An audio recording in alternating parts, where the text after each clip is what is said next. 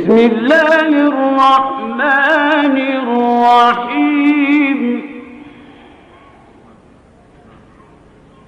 بسم اللہ الرحمن الرحیم الحمد للہ وکفی وسلام علی عباده الذین اصطفی اما بعد اعوذ باللہ من الشیطان الرجیم بسم اللہ الرحمن الرحیم قال ربکم ادعونی استجب لکم وقال رسول اللہ صلی اللہ علیہ وسلم الدعاء مخ العبادہ سبحان ربک رب العزة عما یصفون وسلام علی المرسلین والحمد للہ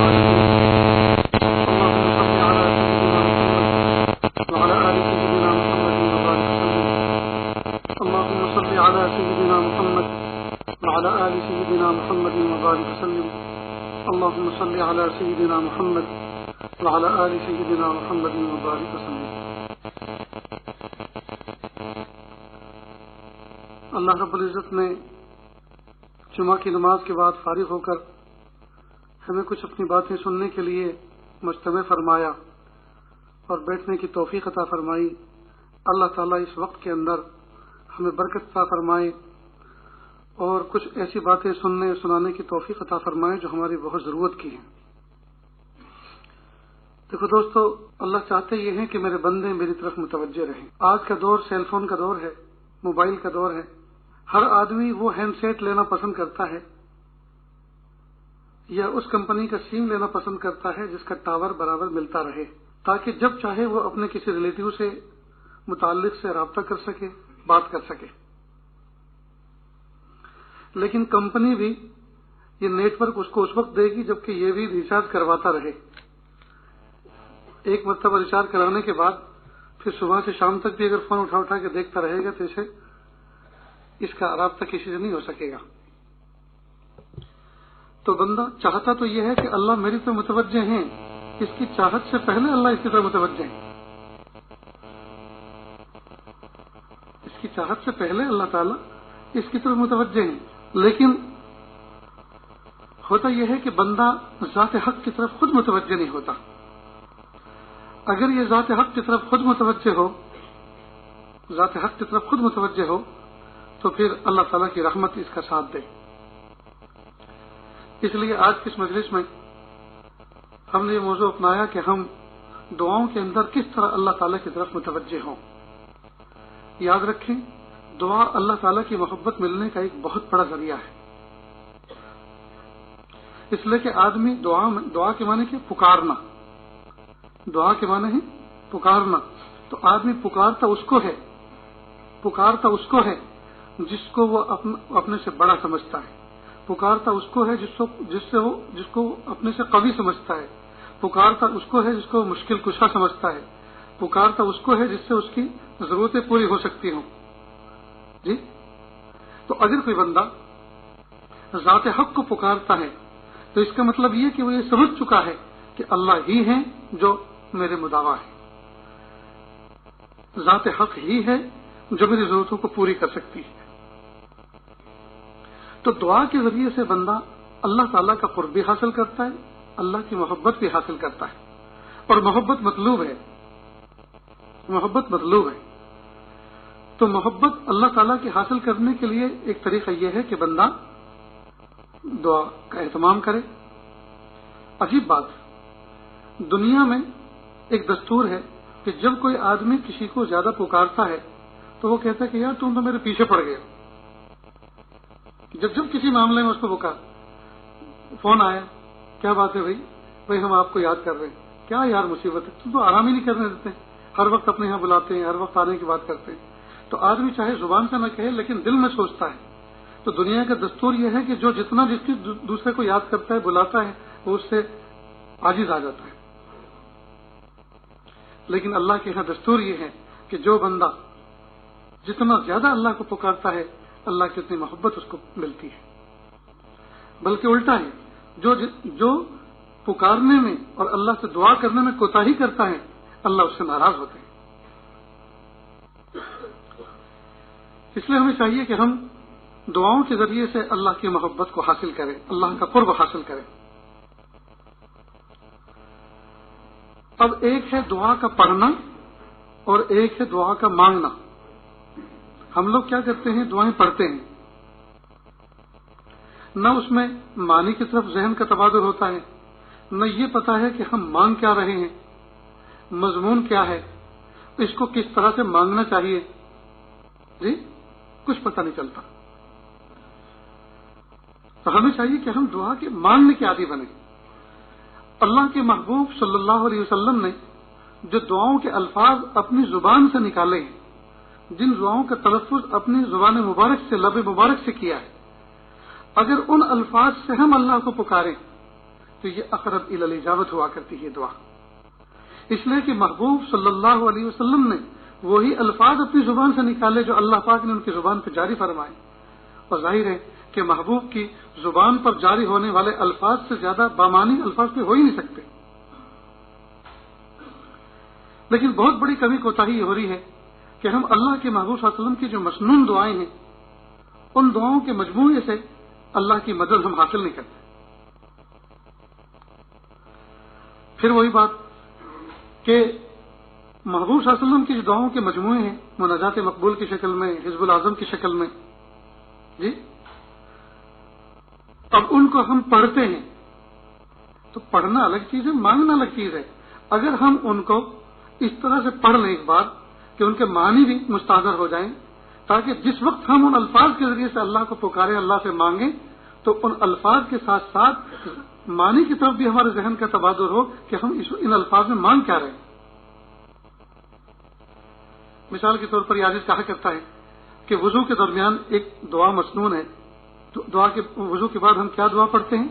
اللہم اغفر لی ذنبی ووسع لی فی داری وبارک لی فی رزقی۔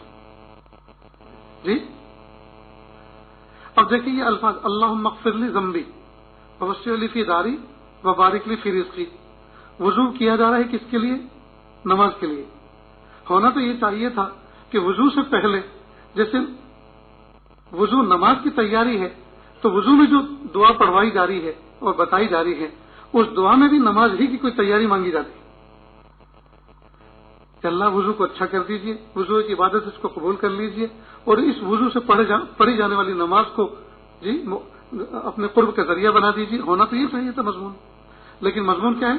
اللہم اغفر لی ذنبی ووسع لی فی داری، اللہ میرے گناہوں کو معاف فرما، میرے گھر میں وسعت فرما، اور میرے رزق میں برکت عطا فرما۔ ایسا لگتا ہے جیسے وضو خانے سے باہر کو نکل کے چلے گئے، آئے تھے نماز کے لیے لیکن وضو کر کے دعا پڑھ کے گھر کے باہر کو، وضو خانے سے باہر کو چلے گئے۔ کیسے؟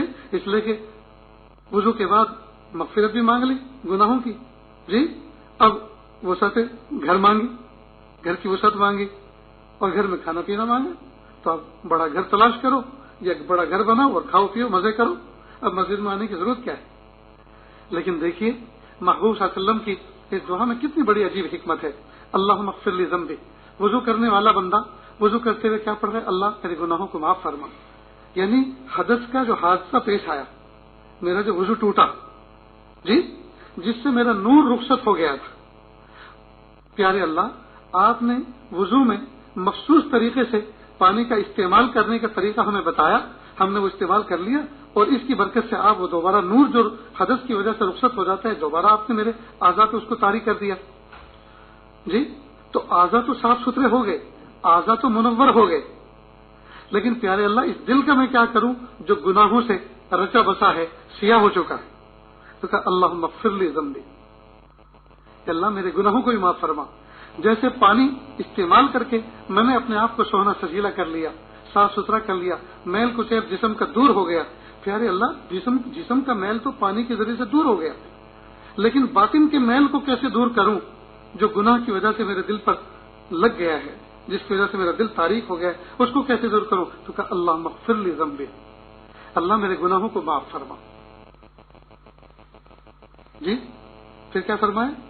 ووسع لی فی داری، میرے گھر میں برکت عطا فرما۔ کیا جوڑ ہے وضو کے وقت اس دعا کے پڑھنے کا؟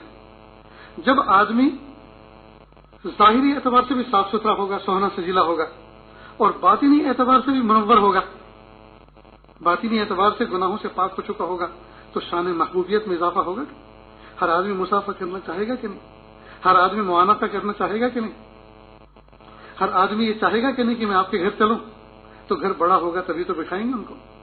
تو کہا وسع لی فی داری، کہ اللہ مجھے وسیع گھر عطا فرما۔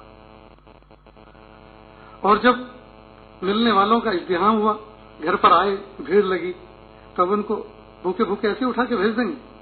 تو کچھ کھلائیں گے پلائیں گے کہ نہیں؟ کہ وہ بارک لی فی رزقی، اللہ میرے رزق میں برکت عطا فرما۔ کہ اتنی پیاری دعا اور اتنی مناسبت والی دعا محبوب صلی اللہ علیہ وسلم کے علاوہ کوئی کر ہی نہیں سکتا۔ جی تو محبوب صلی اللہ علیہ وسلم کے الفاظ کا جو چناؤ ہے، الفاظ کا جو انتخاب ہے، جی چونکہ محبوب صلی اللہ علیہ وسلم کی زبان پر وہ جاری ہوتا تھا جو اللہ چاہتے تھے۔ معلوم ہے بندوں کی جو ضرورت ہے وہ بندوں سے زیادہ بندوں کا رب جانتا ہے، بندوں کا رب جانتا ہے، تو وہ جو بتلائے گا اسی مضمون پر اگر ہم چلیں تو انشاءاللہ یہ اقرب الی الاجابت ہے۔ اتنی بات سمجھ گئے؟ تو ہم مسنون دعاؤں کا انتخاب کریں، مسنون دعاؤں کو یاد کریں، ترجمے کے ساتھ ترجمہ سمجھیں اس کا۔ جس وقت ہم جو لفظ اللہ سے مانگ رہے ہوں، جس لفظ کا تلفظ کر رہے ہوں، اس وقت ہماری کیفیت ویسی ہونی چاہیے، اس وقت ہمیں پتہ چلنا چاہیے۔ اللہم باعد بینی و بین خطایایا کما باعدت بین المشرق والمغرب، اللہ میرے اور میرے خطاؤں کے درمیان میں ایسا بعد کر دیجئے، ایسی دوری کر دیجئے جیسے مشرق و مغرب کے درمیان دوری۔ تو گویا گناہ اور گناہ کے مواقع سے بچائیے، گناہ اور گناہ کے مواقع سے اللہ حفاظت فرمائی، دوری پیدا فرمائی۔ اللہم نقنی من الذنوب والخطایا کما ینقی الثوب الابیض من الدنس۔ سبحان اللہ۔ اس لیے پیارے طلبہ عزیز، ہم رٹ رٹ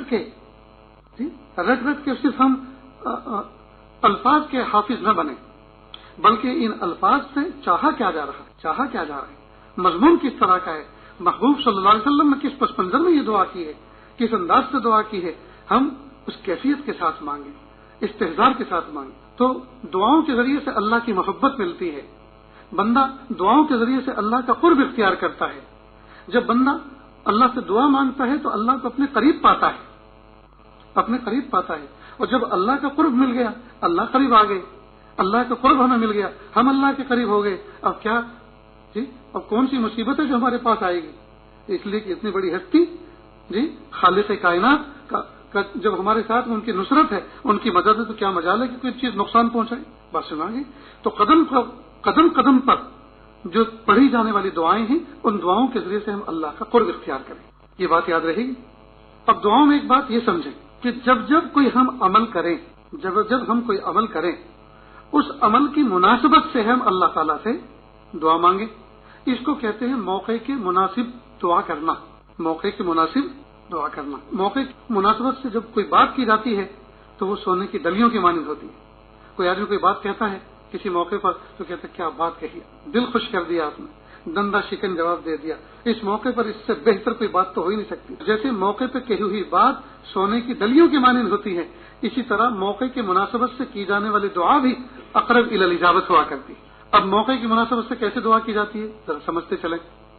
مثلا ہم گئے کعبۃ اللہ کی زیارت کے لیے جی، اور ہم نے طواف کیا، عمرے کا طواف کیا، 7 چکر لگائے کعبۃ اللہ کے، 2 رکعت واجب الطواف ادا کی، اس کے بعد اب دعا کر رہے ہیں جی صحیح سے پہلے، یہ دعا مسنون ہے جی، محبوب صلی اللہ علیہ وسلم نے دعا فرمائی، ہم بھی دعا کریں گے۔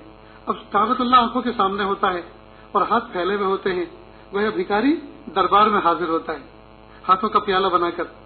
اب یہاں ایک موقع کی مناسبت سے ایک دعا کرے، کیا؟ پیارے اللہ اپنے گھر کے چکر لگوانے کے بعد مخلوق کے در کے چکر کاٹنے سے حفاظت فرما دیجیے، یہ موقع کی مناسب دعا ہے۔ اللہ اپنے گھر کے چکر کاٹنے کے بعد مخلوق کے در کے چکر کاٹنے سے حفاظت فرما دیجیے۔ کعبۃ اللہ کو دیکھا تو کہا پیارے اللہ اپنے گھر کے دیکھنے کے بعد یا اللہ ان آنکھوں سے اب گناہ کے مناظر کو دیکھنے سے اللہ ان آنکھوں کی حفاظت فرما دیجیے۔ زمزم پیا یا اللہ زمزم پینے کے بعد حرام چیزیں کھانے اور پینے سے حفاظت فرما دیجیے، یہ موقع کی مناسب دعا ہے۔ غسل کر کے جمعہ کا دن ہے، غسل کر کے نکلے جی، غسل کیا، اب کپڑے بدل رہے ہیں، آئینہ دیکھ رہے ہیں، تو کیا دعا کریں؟ پیارے اللہ جسم کا میل تو مل مل کے میں غسل خانے میں چھوڑ کر آیا ہوں، جسم کا میل تو میں نے غسل خانے میں صابن کے ذریعے سے مل مل کے دور کر دیا، اللہ جی باطن کا میل میں کیسے دور کروں؟ اللہ جی باطن کا میل اپنے فضل سے آپ دور کر دیجیے، میں توبہ کرتا ہوں، مجھے معاف کر دیجیے، یہ موقع کی مناسب دعا ہے۔ اب کل سورج گرہن ہوا تھا، کچھ سنتیں تو وہ ہیں جو اختیاری ہیں، خوشبو لگانا ہمارے اختیار میں، مسواک کرنا ہمارے اختیار میں، سفید کپڑے پہننا ہمارے اختیار میں، جی دایاں قدم مسجد میں رکھنا اختیار میں، بایاں قدم پہلے نکالنا اختیار میں، تو یہ اختیاری سنتیں۔ لیکن یہ سنت سورج گرہن کے اس موقع پہ محبوب صلی اللہ علیہ وسلم نے اللہ کی طرف رجوع کیا، دعا کی، استغفار کیا، اللہ کے مصحف میں نماز پڑھی، یہ اضطراری ہے، یہ ہمارے اختیار میں نہیں ہے۔ جی کوئی کہے کہ آج میں سورج گرہن کی نماز پڑھوں گا، پڑھ کے دکھاؤ، کیا سورج گرہن ہو جائے گا؟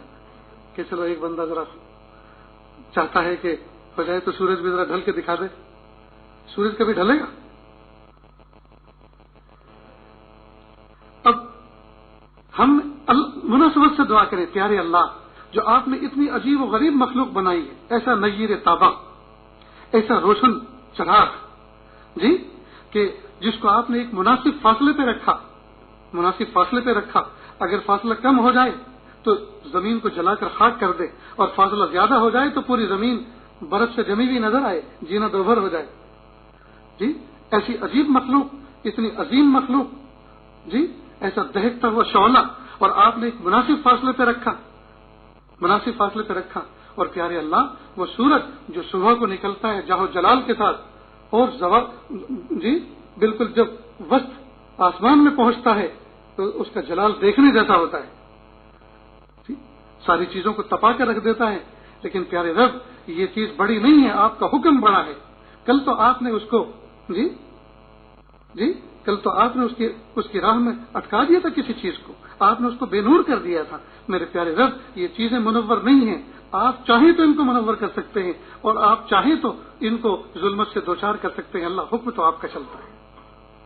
تو رب کریم جب دنیا کا اتنا بڑا سورج، جی جو تکبر سے بھرپور ہے، جب آپ اس کو زوال پذیر کرتے ہیں، اس کو گہن لگا دیتے ہیں، اور اس کے چہرے پہ کالک ٹھوک دیتے ہیں، اور اس کو بے نور کر دیتے ہیں، رب کریم ظلم و ستم کے وہ سورج جو چمک رہے ہیں اور دمک رہے ہیں اور اپنے آپ کو سمجھ رہے ہیں کہ ہم سب کچھ ہیں، ہم جلا کر خاکستر کر دیں گے، پیارے اللہ ان کو بھی گہن لگا دیجیے، تو ہم موقع کی مناسبت سے اللہ رب العزت سے دعائیں کرنے والے بنے۔ تو جس طرح سے موقع کی مناسبت سے کی جانے والی بات جو ہے وہ سونے کی ڈلیوں کی مانند ہوتی ہے، اسی طرح موقع کی مناسبت سے کی جانے والی دعا بھی اقرب الی الاجابت ہوا کرتی ہے۔ قدم قدم پر ہم اللہ سے مانگیں۔ پلیز جب ہم کوئی دعا مانگ رہے ہوں، جی کسی موقع، اس موقع پر ہم اسی موقع کے ساتھ مناسبت سے ہم دوسری دعا بھی کر لیں۔ جیسے جب توا گرم ہوتا ہے تو روٹی تو پکتی ہے، پیچھے کا باسی سالن جو ہے، ٹھنڈا سالن، وہ بھی گرم کر لیا، رکھا ہوا دودھ بھی گرم کر لیا جاتا ہے، وضو کے لیے پانی بھی گرم کر لیا جاتا ہے، کیا جاتا ہے کہ نہیں؟ تو جب ایک موقع پر ہم کوئی خاص دعا کر رہے ہوں اور ہمیں لگ رہا ہے کہ یہ بہت ضرورت کی چیز ہے، بہت موقع کی چیز ہے اور کیفیت تاری ہو، تو اس موقع کی مناسبت سے کچھ اور بھی بڑھو۔ مثال کے طور پر ہم بس میں گئے، اور بس میں ہمیں بہت بھیڑ بھاڑ میں کوئی آدمی اٹھا اور اس نے اشارہ کیا کنکیوں سے بیٹھو، میں اٹھنے والا ہوں، آپ بیٹھ گئے، فوراً جگہ ملی۔ تو جب اللہ کی رحمت سے آپ کو جگہ مل گئی تو کہیں پیارے اللہ دنیا کی تنگی میں آپ نے جگہ عطا فرما دی، اللہ آخرت کی تنگی بھی دور فرما دیجیے۔ تو دنیا کی مناسبت سے فوراً آپ نے ایک تنگی اور یاد کر لی، وہاں بھی تو تنگی ہے۔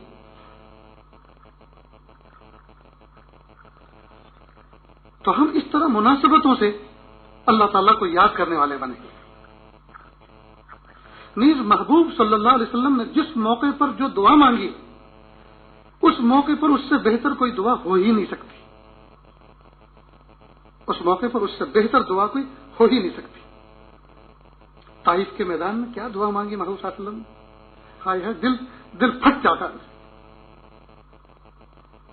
تو ہم ان دعاؤں کو یاد کریں۔ مناجات مقبول حضرت تھانوی رحمۃ اللہ علیہ نے جو دعائیں اللہ تعالیٰ نے قرآن پاک میں مانگنے کا حکم دیا، جو دعائیں محبوب صلی اللہ علیہ وسلم نے مانگ کر دکھلائیں اور احادیث کے ذخیرے میں پھیلی ہوئی ہیں، ان تمام کا مجموعہ حضرت تھانوی رحمۃ اللہ علیہ نے مناجات مقبول کی شکل میں جمع فرمایا اور ان کو تقسیم کیا 7 حصوں میں، جی ایک ایک منزل کر کے 7 منزلیں بنائیں۔ تو اگر کوئی آدمی ہفتے کے دن سے شروع کرتا ہے، ایک منزل پڑھتا ہے، زیادہ سے زیادہ 5 سے 7 منٹ لگتی ہیں، 5 سے 7 منٹ مشکل سے۔ اب آپ نے وہ دعا پڑھ لی، ایک منزل پڑھ لی، روزانہ ایک ایک منزل پڑھی، جمعہ کے دن عصر کے وقت غروب آفتاب سے پہلے جس ساعت مقبولہ کا وقت ہوتا ہے تقریباً یہ، اس وقت ہم 7ویں منزل پوری کر کے پیارے اللہ، میرے پیارے رب،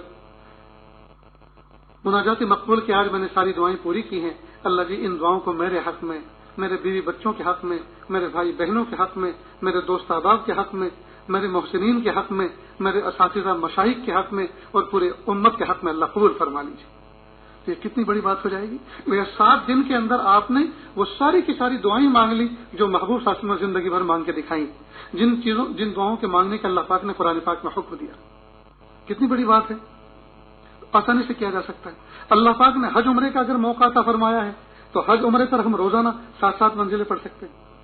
ایک مرتبہ اللہ پاک نے اس عاجز کو یہ توفیق عطا فرمائی، محبوب صلی اللہ علیہ وسلم حجرے مبارک کے اندر جہاں آرام فرما رہے ہیں اپنے قبر میں، تو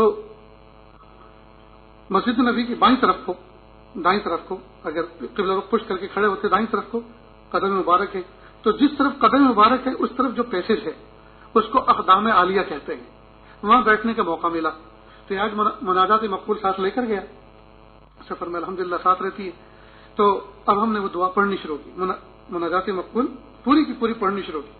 تو میں نے پڑھنے سے پہلے اللہ کے محبوب صلی اللہ علیہ وسلم سے خطاب کیا، مخاطب کر کے کہا میرے آقا میرے محبوب صلی اللہ علیہ وسلم میں آپ کے قدموں میں بیٹھا ہوں، اور یہ وہ دعائیں ہیں جو آپ کی زبان مبارک سے نکلی ہیں، آپ کی زبان مبارک سے نکلی، اور ان دعاؤں نے اللہ کی رحمت کے بند دروازوں کو نہ جانے کتنی مرتبہ دستک دے کے کھلوایا ہے۔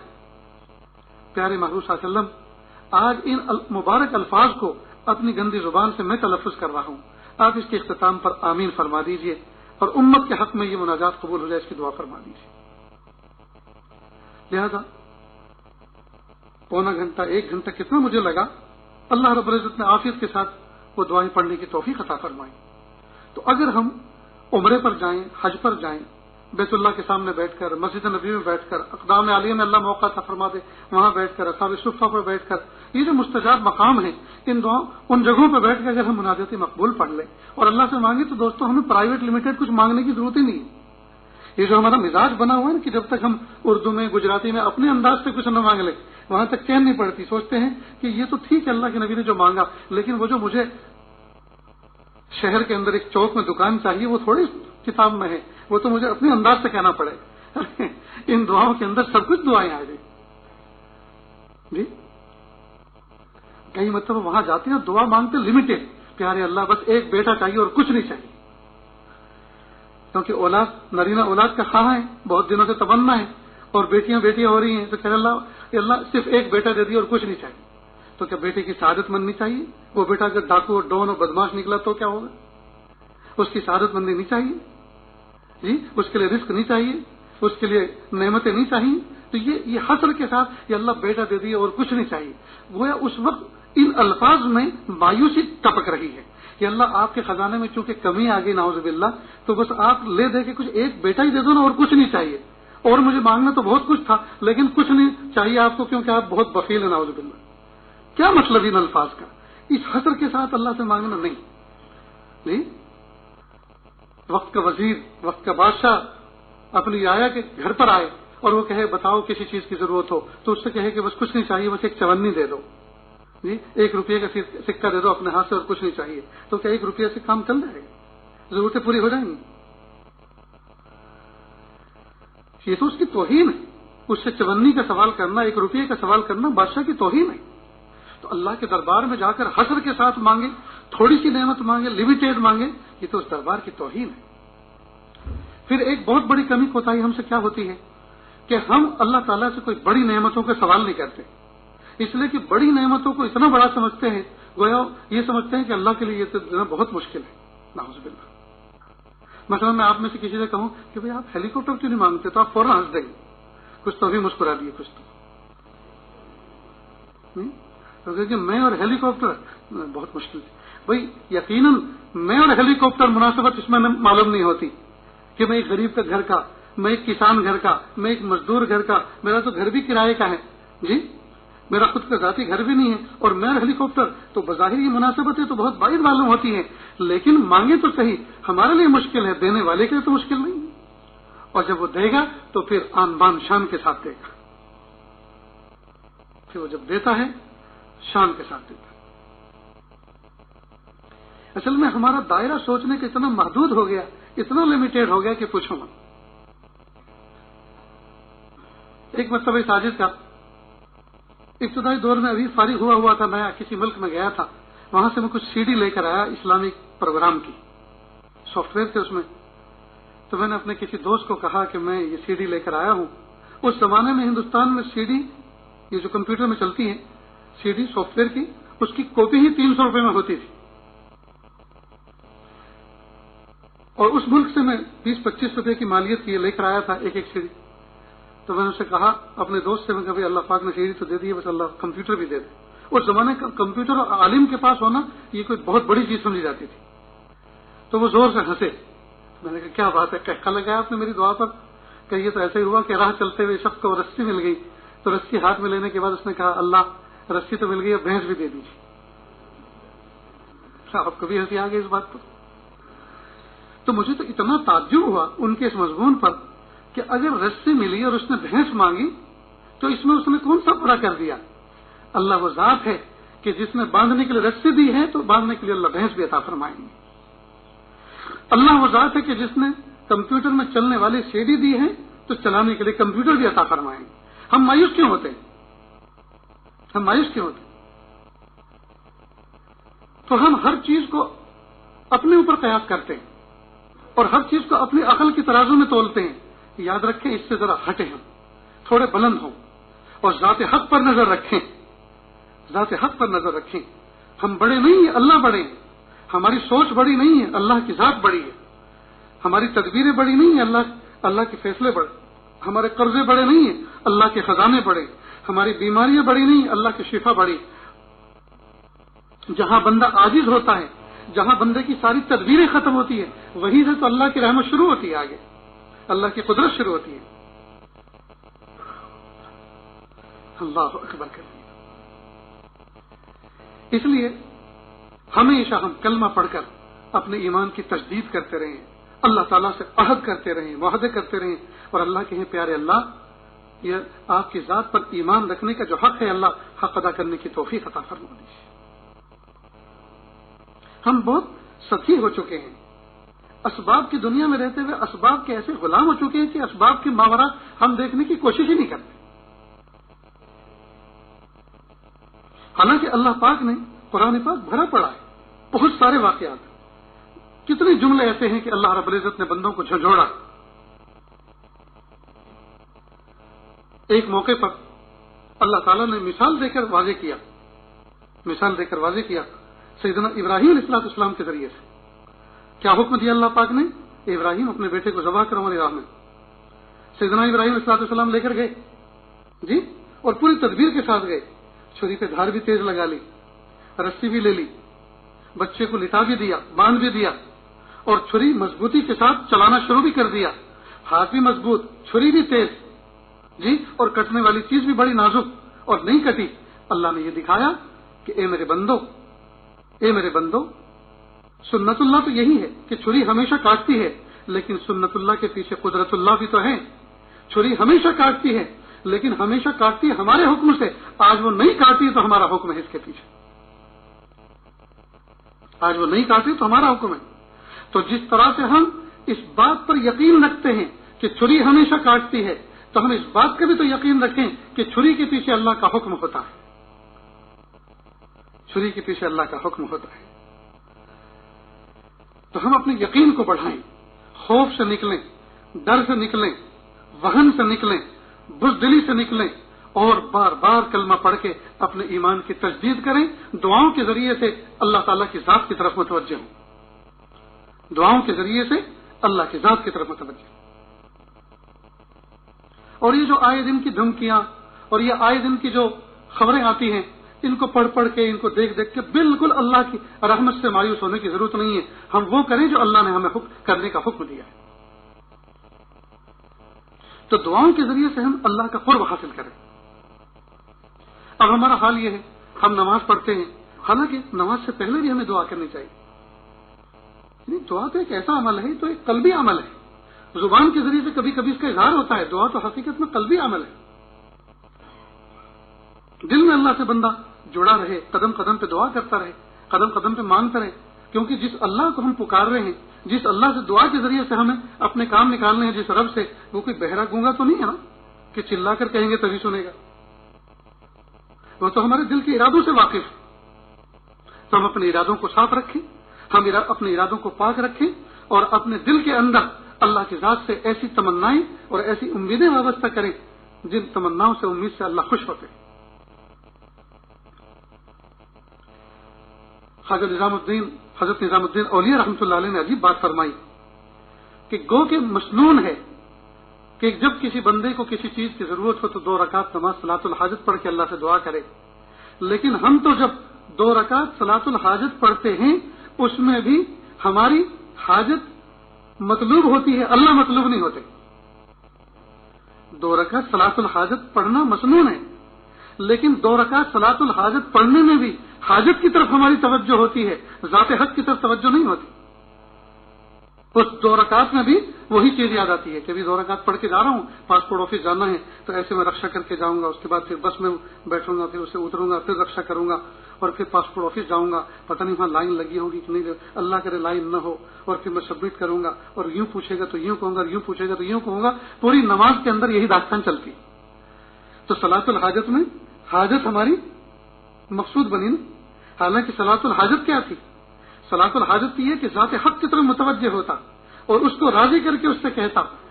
اور بلکہ صلاۃ الحاجت میں نیت یہ ہوتی، پیارے اللہ یہ میں 2 رکعت اس لیے پڑھ رہا ہوں نفل، جی کہ محبوب نے فرمایا کہ ضرورت کے موقع پر آپ اللہ کی طرف رجوع ہو، جی میں یہ 2 رکعت ادا کر رہا ہوں، پیارے اللہ وہ چیز مجھے ملے یا نہ ملے جس کی لیے میں دعا کرنے جا رہا ہوں، نماز پڑھنے جا رہا ہوں، کہ اللہ اس کے ذریعے سے مجھے آپ کا تعلق مل جائے. جس آفس میں میں جا رہا ہوں، جس کام کے لیے، وہ کام ہو یا نہ ہو تو آپ کی حکمت اور مصلحت پر موقوف ہے، میں راضی ہوں، لیکن پیارے اللہ ان 2 رکعتوں کے ذریعے سے، ان دعاؤں کے ذریعے سے مجھے اپنا تعلق عطا فرما دیجیے. اور جب اللہ کا تعلق ملے گا تو یہ کیسے ہو سکتا ہے بھلا کہ اللہ تعالیٰ محروم چھوڑ دیں؟ تو ہم دعاؤں کے ذریعے سے اللہ کا قرب اس طرح سے اختیار کریں، اور دعاؤں کے ذریعے سے اللہ کی محبت، اللہ کی جب جب کوئی تکلیف ہو، جب جب کوئی پریشانی ہو، جی فوراً اللہ کی طرف متوجہ.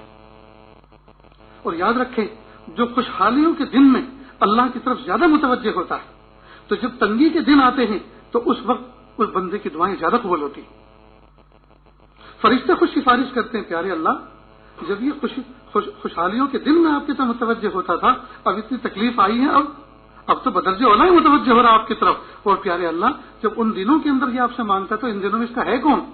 اللہ دے دیجیے. اور جو آدمی چھوٹی چھوٹی چیزوں کا سوال اللہ تعالیٰ سے کرتا ہے دعاؤں کے اندر، جب بڑی بڑی چیزیں اور بڑی بڑی مصیبتیں اس پر آتی ہیں، اس وقت فرشتے سفارش کرتے ہیں، پیارے اللہ یہ تو سوئی بھی آپ سے مانگتا ہے، دھاگا بھی آپ سے مانگتا ہے، اب اتنا بڑا بوجھ اس پر آیا ہے ضرورت کا کہ اللہ یہ کون پورا کرے گا؟ اللہ جی دے دیجیے نا، خوش ہو جائے گا بندہ. غرض یہ کہ ہم قدم قدم پر اللہ سے مانگیں. اسباب اختیار ہونے کے باوجود، شاندار اسباب پاس میں جمع ہونے کے باوجود ہم اسباب پہ بھروسہ نہ کریں. پیسے جیب میں موجود، سبزی بازار میں موجود، اور آپ کے پیروں کے نیچے بائک موجود، آپ نے اسٹارٹ کیا اور پہنچے بازار میں اور جیب میں سے پیسے نکالے اور سامان اٹھانا شروع کیا، جی نہیں. مومن کا انداز کیا ہو کہ اللہ کی طرف متوجہ ہو، دعا کرے. صحابہ کرام تو جوتوں کا تسمہ ٹوٹنے پر دعا کرتے تھے. جی کیا دعا کرے؟ اللہ پیسے جیب میں موجود اور سبزی بازار میں موجود اور ارادہ میرے دل میں موجود. پیسے جیب میں موجود، سبزی بازار میں موجود، ارادہ دل میں موجود. لے کے تو آنا ہی ہے، خالی ہاتھ تو آنا ہی نہیں ہے، لیکن پیارے اللہ دعا اس لیے کر رہا ہوں، میرے محبوب صلی اللہ علیہ وسلم نے مجھے حکم دیا. صحابہ کرام کا عمل وہ ہمیں بتاتا ہے کہ کسی بھی کام کے کرنے سے پہلے اللہ سے دعا کرنی چاہیے. اللہ جی کم پیسوں میں اچھی سبزی مل جائے، کوئی مجھے دھوکہ نہ دے دے، زیادہ پیسے لے کے خراب سامان نہ دے دے. کہ اللہ حلال پیسے میں لے کے جا رہا ہوں، حلال چیز ہی میں لے کر آؤں. تو یہ دعا کرنی چاہیے کہ نہیں؟ اب جب آپ ان دعاؤں کے ساتھ گئے اور وہ سامان لے کر آئے تو اس سبزی میں برکت ہوگی کہ نہیں ہوگی؟ ان لقموں میں برکت ہوگی کہ نہیں ہوگی؟ پھر نور آئے گا کہ نہیں آئے گا؟ اور جب نور آئے گا اور دل روشن ہوگا پھر بندہ اللہ کی رحمت میں مقرب ہوگا کہ نہیں ہوگا؟ پھر جب ہاتھ اٹھیں گے تو یہ ہاتھ جی گرنے سے پہلے دعائیں مستجاب ہوں گی کہ نہیں ہوں گی؟ دوستو ہمارا بیڑا غرق اس لیے ہوا ہے کہ ہم تو الف سے لے کر یا تک سارا کا سارا نظام ہی درم برم ہو چکا ہے. اس لیے دعاؤں کا خوب اہتمام کریں، دعاؤں کے ذریعے سے اللہ کا قرب ڈھونڈیں، اللہ کا قرب ڈھونڈیں، اور اسباب کی دنیا میں رہتے ہوئے اسباب سے غافل نہ ہوں، اسباب پہلے اختیار کریں، جی اسباب شاندار سے شاندار اختیار کریں، لیکن اسباب سے پہلے بھی اور اسباب کے بعد بھی نظر ذات حق پر ہو، نظر ذات حق۔ جیسے نماز سے پہلے آج اسی بات کو کہہ رہا تھا کہ گاڑی میں ہم بیٹھتے ہیں، یہ دعائیں جو مسنون دعائیں ہیں سواری پہ بیٹھنے کی، کیوں؟ ہم چاہے کتنی احتیاط کے ساتھ چلیں، سامنے والی ٹکر تو ہم بچا لیں گے، کوئی سامنے والا آ رہا ہے تو دائیں کو ہو جائیں، وہ ادھر سے آ رہا ہے تو بائیں کو ہو جائیں، اپنی سائڈ پر چل رہے ہیں، لیکن پیچھے سے کوئی ہم باروں پر چڑھ بیٹھے تو اس کو کیسے بچائیں گے؟ جی اس وقت یہ جو دعائیں ہیں، ان دعاؤں کے ذریعے سے اللہ کی رحمت کو جو متوجہ کیا ہے، اللہ کی رحمت کے فرشتے بچاتے ہیں۔ تو دعاؤں کا اہتمام ہے، تو اسباب شاندار سے شاندار ہوں، لیکن اس اسباب کے شاندار ہونے پہ بھروسہ نہ ہو، ذات حق پر توجہ ہو، اور دعاؤں کے ذریعے سے اللہ کی رحمت کو اپنی طرف متوجہ کرے۔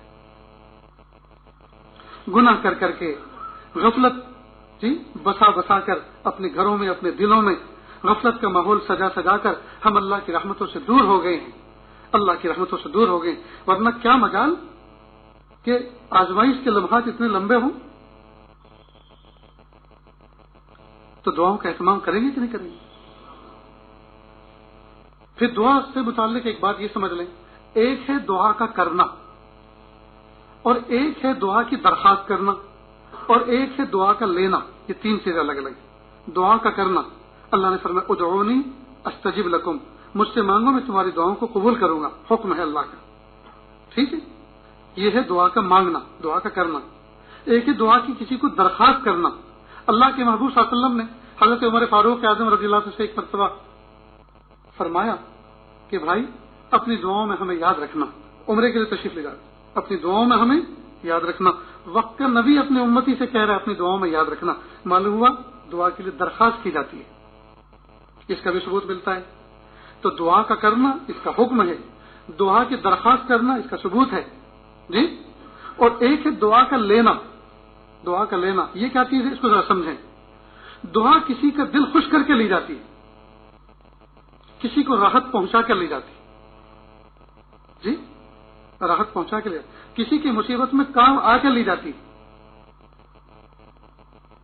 کسی کے کام میں ہم آ گئے، جی اس کا دل خوش ہو گیا، اب اس کو یہ کہنے کی ضرورت نہیں کہ آپ دعا کرنا، وہ تو خود دعا کرے گا، دل کی اس کے تو رگ و ریشہ دعا کرے گا آپ کے لیے۔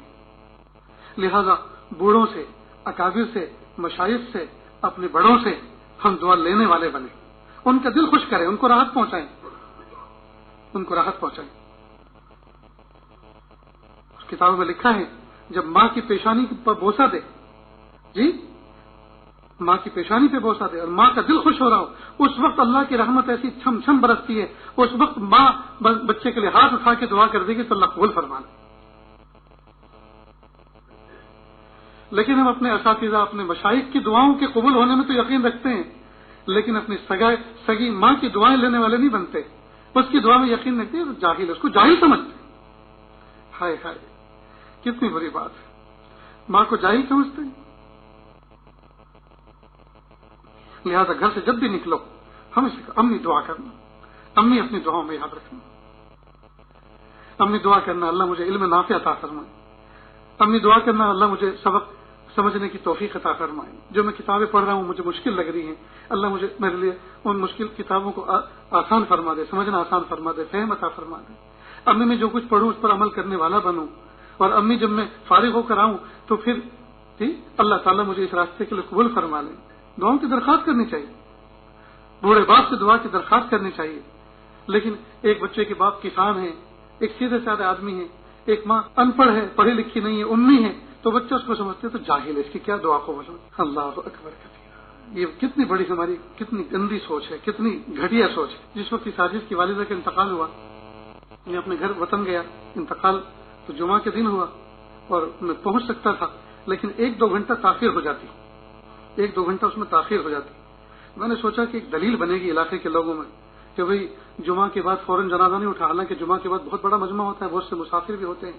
اب اگر ان کو یہ پتہ چلے کہ جنازہ تو 2-3 گھنٹے تاخیر ہے، ان کا کوئی بیٹا آنے والا ہے، تو وہ سے مسافر چلے جاتے ہیں تو ان کی نماز سے ان کی دعا سے جنازہ محروم ہو جاتا ہے، اور کیا پتا اس میں کیسے کیسے مقرب افراد ہوتے ہیں۔ تو میں نے سوچا کہ یہ ایک مثال بننی چاہیے، تو میں نے کہا بھائی میری والدہ کا جنازہ آپ اٹھا دیں، جو کام مجھے وہاں آ کے کرنا ہے میں دور بیٹھے کر رہا ہوں، دعا وہاں بھی کرنی ہے یہاں بھی کرنی ہے، لہٰذا آپ اٹھا دیں، آپ جنت میں ملاقات ہوگی۔ دل پہ پتھر رکھ کے کہہ دیا، لیکن الحمدللہ اس کے ایک مثبت اثر ہوا۔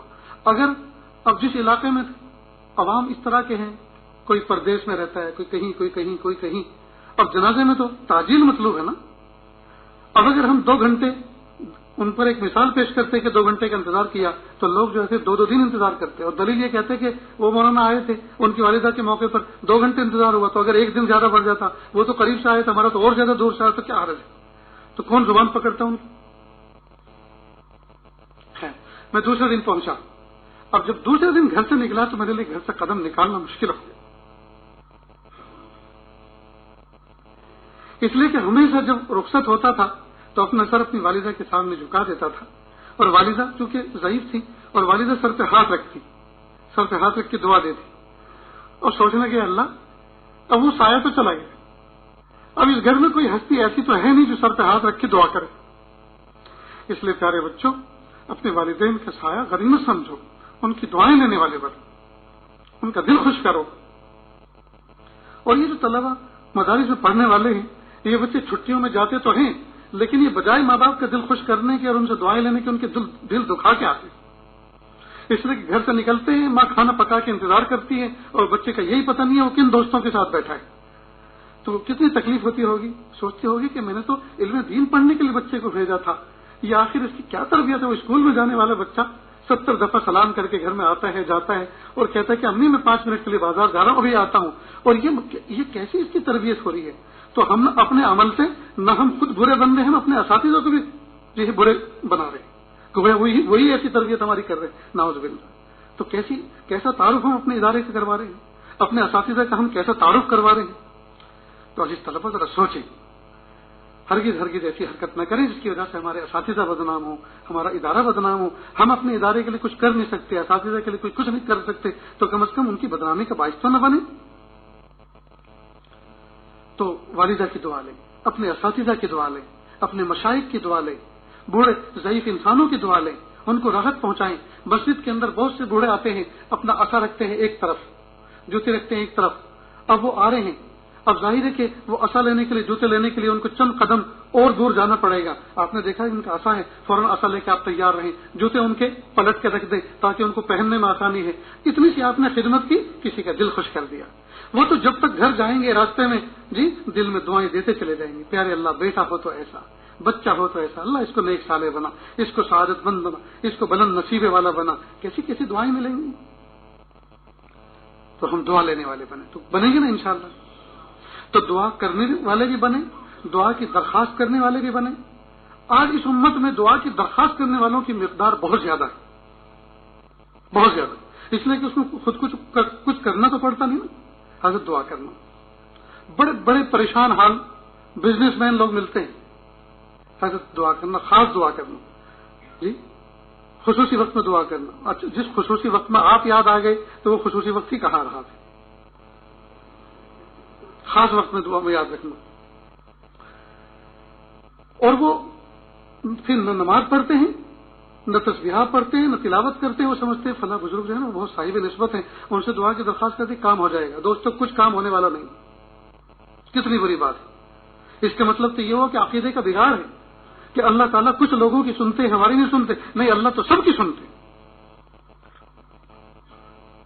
والدین کی دعائیں بچوں کے حق میں صف اول میں اولیاء کرام جو بیٹھنے والے ہوتے ہیں ان کی طرح مستجاب ہوا کرتی ہے، چاہے ماں باپ، حضرت ذوالفقار صاحب نقشبندی دامت برکاتہ نے فرمایا، چاہے ماں باپ کافر ہی کیوں نہ ہو، ماں باپ کی دعائیں بچے کے حق میں مستجاب ہیں، چاہے ماں باپ کافر ہی کیوں نہ ہو۔ تو ماں باپ کی دعائیں تو اتنی مستجاب ہے، تو ہم ان کا دل خوش کریں، ان سے دعائیں لے کر چلنے والے بنے۔ اور پھر یہ کہ ہم خود بھی دعا کریں، دوسروں کی ذمہ لگا دیا اور خود غافل ہو گئے، اور سوچتے ہیں کہ فلاں بزرگ کے پاس کچھ ہدیہ لے کے جاتے ہیں، کچھ مٹھائی لے کے جاتے ہیں، کچھ کیش لے کے جاتے ہیں، ان کا دل خوش رہے گا، وہ دعا دیں گے، مزہ آ جائے گا۔ یہ دھوکہ کھائے گئے، آپ نے ان کو تو کام میں لگایا، لیکن اللہ تعالیٰ نے جو تم پہ یہ حالات تنگی بھیجی وہ تو تمہاری تربیت کے لیے تھی. وہ تربیت ہوگی کیسے؟ وہ تربیت ہوگی کیسے؟ اللہ تعالیٰ تو ان حالات کے ذریعے سے اپنی طرف تمہیں کھینچنا چاہ رہے تھے اور تم اللہ کی طرف اس زبان کو تم سمجھ ہی نہیں رہے. یہ حالات آئے کیوں ہیں؟ کئی مرتبہ تنگی اور عسرت میں اور غربت میں اور فقر میں جو اللہ کا قرب ملتا ہے، جب اللہ تعالیٰ وسعت عطا فرماتے ہیں، نعمتوں کی فراوانی فرماتے ہیں، آدمی ان دنوں کو ترستا ہے. ہائے ہائے کیا وہ دن تھے، اس فقر و فاقے میں جو نماز پڑھتا تھا میں، ان دنوں میں جو میں دعائیں کرتا تھا، جو کیفیت ملتی تھی، اب پیٹ بھر کے تو وہ کیفیت ملی نہیں. تو اللہ تعالیٰ حاکم بھی ہیں اور حکیم بھی ہیں. اللہ تعالیٰ کی طرف سے جو یہ حالات آتے ہیں بندے، یہ تو مربی اعمال ہوتے ہیں، یہ تو اللہ کی طرف سے تربیت ہوتی ہے. ہاں ہمیں چاہیے کہ ہم اللہ سے کہیں پیارے اللہ آپ مجھے جس حال میں رکھے میں راضی ہوں، لیکن پیارے اللہ میں کمزور ہوں، ناپے تولے جانے کے قابل نہیں ہوں. اللہ جی آپ مجھے مصیبت والا مجاہدہ نہ عطا فرمائیے، مجھے نعمت عطا فرمائیے اور شکر کی توفیق عطا فرمائیے اور اس راستے سے اپنا قرب خاص عطا فرما دیجیے.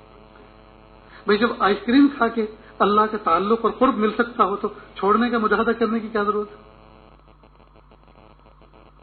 اللہ سے کہیں پیارے اللہ محبوب صلی اللہ علیہ وسلم نے ہمیں خبر دی ہے کہ مومن کا ہر معاملہ عجیب ہے.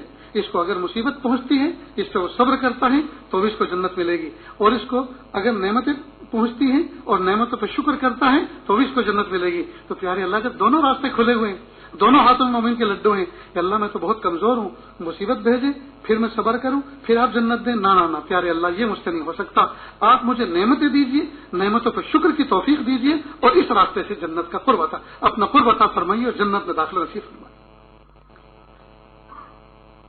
بات سننا آگے نیز جب دعا کریں، میں اپنے مضمون کو کنارے لا رہا ہوں، جب ہم دعا کریں تو دعا کے اندر ایک بات کا خاص اہتمام کریں. میرے پیارے اللہ میں یہ چیز آپ سے مانگ رہا ہوں، اللہ عافیت کے ساتھ آپ مجھے عطا فرما دیجیے، عافیت کے ساتھ مجھے عطا فرما دیجیے، عافیت کی خیر لگائی.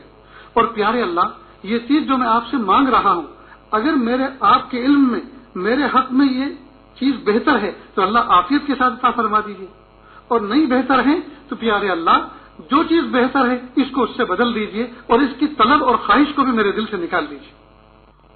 نہیں سمجھے شاید نہیں سمجھے، پھر دہراتا ہوں. جب ہم کوئی چیز مانگیں کیا مانگیں؟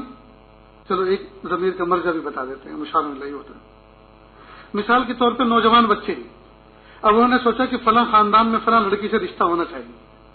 اب مانگنا شروع کیا کیا؟ پیارے اللہ مجھے مل جائے جی فلاں گھر کے اندر جو لڑکی ہے جہاں میں اپنا رشتہ کروانا چاہتا ہوں، یا اللہ کل میرے امی ابا رشتہ لے کر جا رہے ہیں، پیارے اللہ مجھے مل جائے. ایسے دعا نہ کریں. کیا دعا کریں؟ پیارے اللہ میں آپ سے بھیک مانگ رہا ہوں، یا اللہ فلاں گھر کے اندر جو لڑکی ہے میرے امی ابا میری طرف سے رشتہ لے کر جا رہے ہیں، اگر آپ کے علم میں وہاں رشتہ ہونا میرے حق میں بہتر ہے، یا اللہ عافیت کے ساتھ کروا دیجیے، عافیت کے ساتھ کروا دیجیے. اور اگر اس کا رشتہ میرے ساتھ مناسب نہیں ہے، یا اللہ اس کو مجھ سے بہتر دے دیجیے اور مجھے اس سے بہتر دے دیجیے اور اس کی طلب بھی میرے دل سے نکال دیجیے. اس لیے کہ پریشانی کب ہوتی ہے؟ رشتہ ہو گیا دوسری جگہ پھر بھی خواب اسی کے آتے ہیں. رشتہ تو ہو گیا دوسری جگہ، خواب آتے ہیں کس کے؟ یعنی تصور کس کا آتا ہے؟ اللہ وہاں ہونا چاہیے تو یہ تو مزہ کرکرا ہو جائے گا زندگی کا. تو کیا دعا کریں؟ یا اللہ جہاں مناسب ہے وہاں کروا دیجیے اور اس کی طلب بھی دل سے نکال دیجیے. یہ مثال اچھی لگی، سمجھ میں آئی نا اچھی طرح سے؟ اللہ مجھے یہ بھی سلیقہ عطا فرما کہ ایسی مثال پیش کریں جو سب کو اچھی لگے، سمجھ میں آئے. اس طرح سے دعا کیا کریں. پیارے اللہ جو چیز میں آپ سے مانگ رہا ہوں، یا اللہ وہ چیز میرے حق میں اگر بہتر ہے اللہ عافیت کے ساتھ عطا فرما دیجیے، مقدر فرما دیجیے جی. اور اگر آپ کے علم میں وہ چیز میرے لیے بہتر نہیں ہے تو اللہ اس سے بہتر چیز عطا فرما دیجیے اور اس چیز کی طلب اور شوق بھی میرے دل سے نکال دیجیے. اس لیے کہ یہ طلب تو پریشان کرتی ہے، یہ طلب پریشان کرتی ہے، یہی تڑپاتی ہے. آج کل نوجوان بچے کیا کرتے ہیں؟ اگر کہیں رشتہ بھیجا وہاں نہیں ملا تو پھر کیا بد دعا کرنا شروع کرتے ہیں، اللہ وہ لنگڑی ہو جائے، وہ لولی ہو جائے، وہ مر جائے. بھائی کسی کی بچی کے لیے کیوں ہم یہ دعا کریں کہ وہ لنگڑی ہو جائے، لولی ہو جائے، مر جائے جی؟ یہ ہمیں کس نے حق دیا جی؟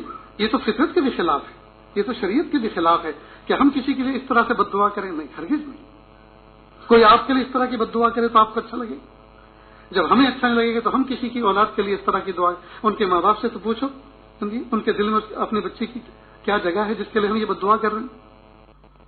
ہرگز بد دعا نہیں، بس یہ دعا کریں اللہ اس کی طلب کو بھی دل سے نکال دیجیے، ایک بات۔ دوسرا، کئی مرتبہ ماں باپ کسی جگہ بہتر سمجھ کے، اس لیے کہ ماں باپ سے جو بچے بڑے ہونے شروع ہوتے ہیں، بالغ ہونے شروع ہوتے ہیں، اسی وقت سے ان کے جوڑے ملانے کے لیے اور دعائیں کرنا شروع کرتے ہیں۔ اب ماں باپ نے کسی جگہ مناسب سمجھ کے کر دیا، لیکن بچے کو وہ مناسبت نہیں ہے، اس موقع پہ بھی اس بچے کو یہی دعا کرنی چاہیے، میرے پیارے اللہ، میں نے اپنے ماں باپ کی بات پہنچی رکھنے کے لیے ادب اور احترام میں کہ اللہ میں نے ہاں تو کر دیا ہے، اس بات میں نے جواب تو دے دیا ہے، پیارے اللہ مجھے وہاں مناسبت نہیں ہے، اور جس سے مناسبت نہ ہو مناسبت پیدا کرنا بھی تو آپ ہی کا کام ہے، تو پیارے اللہ اگر یہی مناسب آپ کے علم میں تو اللہ مناسبت پہ تو دے دیجئے، پھر میری زندگی گزرے گی کیسی بغیر مناسبت کے؟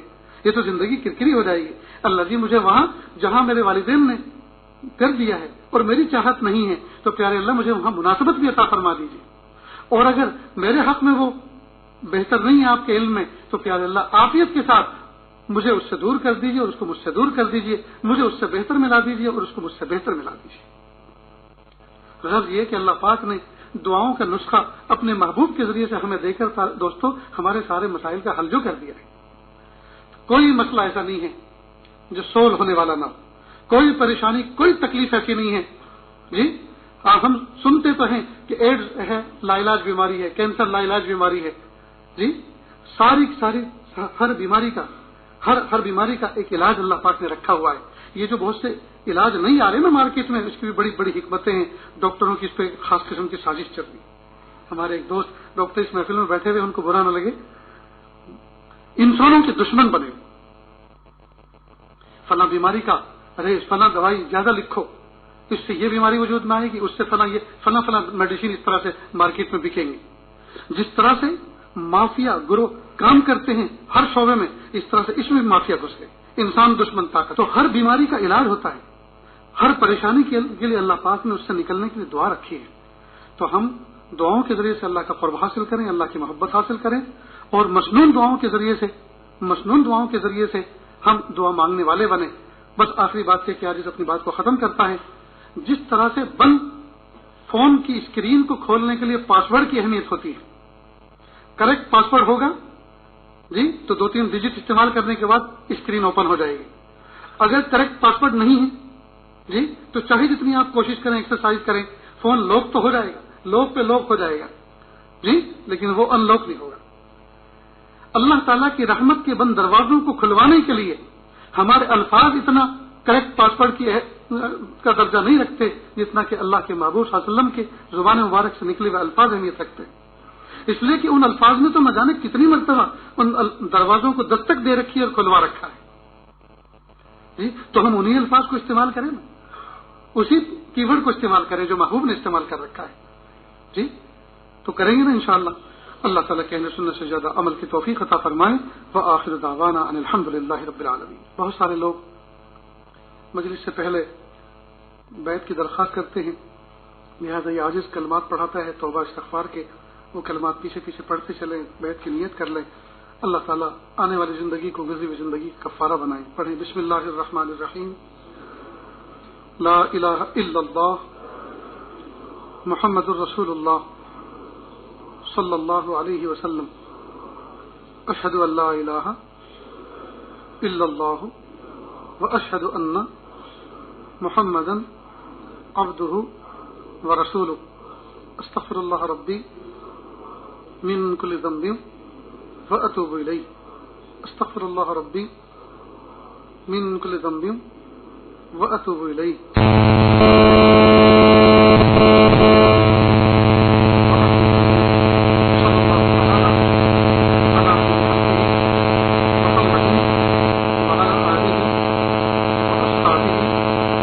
اجمعین برحمتک یا ارحم الراحمین۔ اللہ کا شکر ہے، یہ کلمات پڑھنے کے بعد ہم توبہ طائب ہو گئے۔ اللہ تعالیٰ ہماری اس توبہ کو قبول فرمائے۔ ہلکے پھلکے ابتدائی معمولات ہیں، اس کے بعد جیسے رابطہ رکھیں گے، کیفیت اپنی بتائیں گے تو ذکر میں تبدیلی بھی آ سکتی ہے، کمی بیشی بھی ہو سکتی ہے، اور جیسے جیسے حالات ہوں گے اس کے مطابق انشاءاللہ آگے معاملہ چلے گا۔ لہٰذا ابتدائی معمولات سمجھ لیں، ایک تسبیح استغفار کی، ایک پاؤ پارا قرآن پاک کی تلاوت کریں، 5 وقت کی نمازوں کا اہتمام کریں سنن نوافل کے اہتمام کے ساتھ، اور اپنی ذات سے کسی کو تکلیف نہ پہنچائیں، چلتے پھرتے اٹھتے بیٹھتے توجہ اللہ کی طرف رکھیں، یاد رہے گا انشاءاللہ۔ بس اتنا معمول کرنا ہے۔ اب دعا سے پہلے تھوڑی دیر کے لیے آنکھوں کو بند کر لیں، سر کو جھکا لیں، دنیا اور دنیا میں جو کچھ ہے اسے ہٹ ہٹ کے اللہ کی یاد میں ڈوب جائیں، نیت کریں اللہ کی رحمت آ رہی ہے، میرے دل میں سما رہی ہے، میرے دل سے گناہوں کی ظلمت و سیاہی دور ہو رہی ہے، میرا دل کہہ رہا ہے اللہ اللہ اللہ۔ جب انسان اپنی ظاہر کی آنکھوں کو بند کر کے اپنے دل پر توجہ کرتا ہے، دل میں جھانک کر دیکھتا ہے، تو گزری ہوئی زندگی کی گندگی نظر آتی ہے۔ آج اللہ پاک نے موقع تھا، فرمایا ہم ان پر ندامت کے آنسو بہائیں اور اللہ تعالیٰ سے سچی توبہ کریں۔ بڑھاپا ہے چلا ہوں سوئے طیبہ، لرزتا لڑکھڑاتا سر جھکائے، گناہوں کا ہے سر پر بوجھ بھاری، پریشان ہوں اسے اب کون اٹھائے، کبھی آیا جو آنکھوں میں اندھیرا،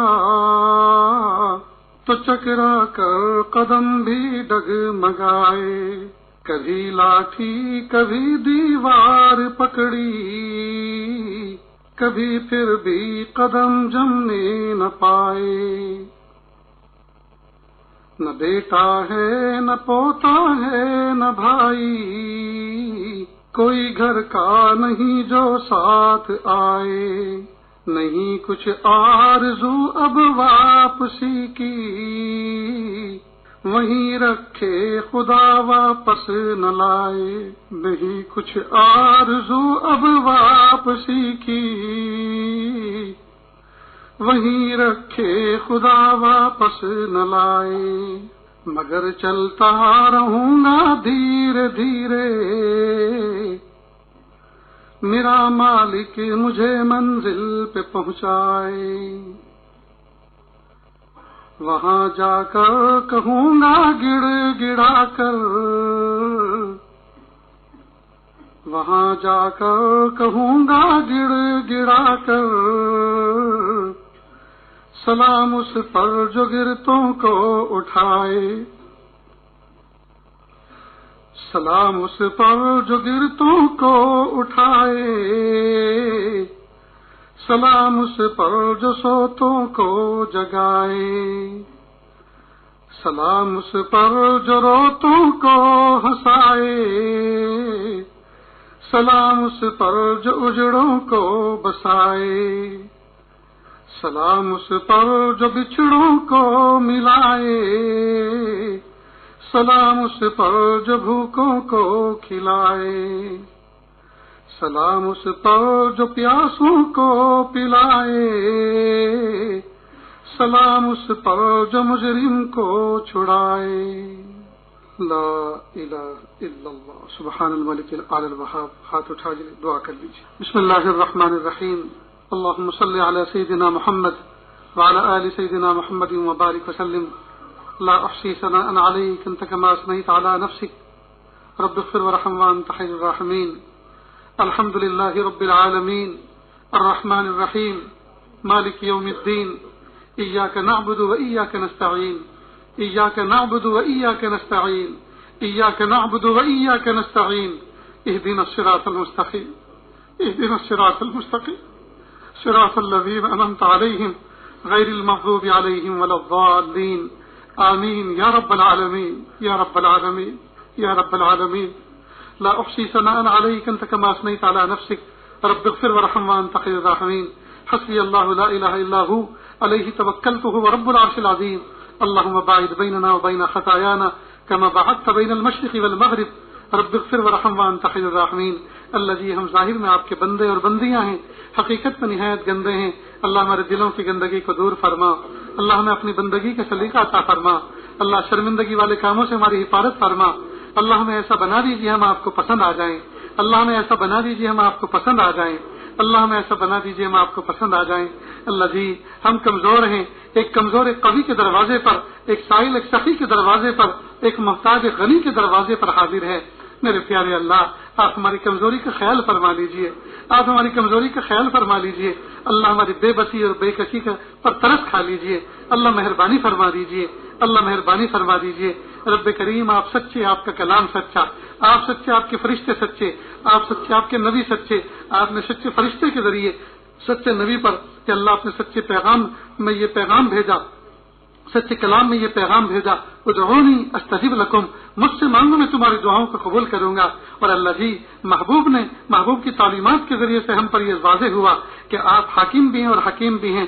جب بندہ آپ سے کچھ مانگتا ہے تو آپ بندے کی مصلحت پر غور فرماتے ہیں کہ جو میرے بندے مجھ سے مانگ رہے ہیں یہ چیز ان کے لیے ابھی دینا مناسب ہے، یہ کچھ رک کے دینا مناسب ہے، یہی چیز مناسب ہے جو مانگ رہے ہیں، یا اس سے بہتر چیز دینا مناسب ہے۔ میرے پیارے اللہ، آپ ہماری مصلحتوں پر غور فرماتے ہیں، لیکن پیارے رب، جو چیز ہم آپ سے مانگنے جا رہے ہیں یہ اللہ وہ ایسی ہے جس کا ابھی ملنا ضروری ہے، سب کو ملنا ضروری ہے کہ اللہ یہ سب کی مشترکہ ضرورت ہے۔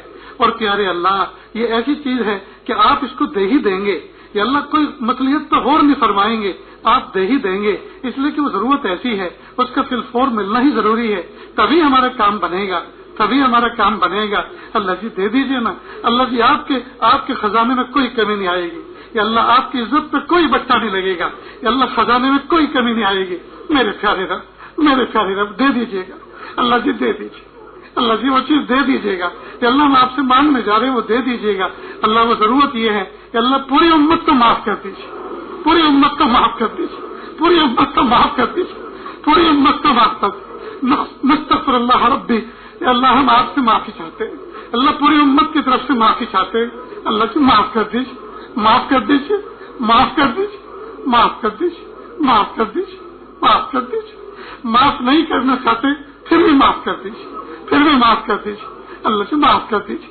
محبوب صلی اللہ علیہ وسلم نے بڑی محبتوں سے اس امت کو تیار کیا تھا، محبوب نے اس کے لیے بڑے مجاہدے برداشت کیے تھے کہ اللہ لہو لہان ہوئے تھے، لہو لہان ہوئے تھے، وطن سے بے گھر ہوئے تھے، وطن سے بے وطن ہوئے تھے کہ اللہ اس امت کے خاطر۔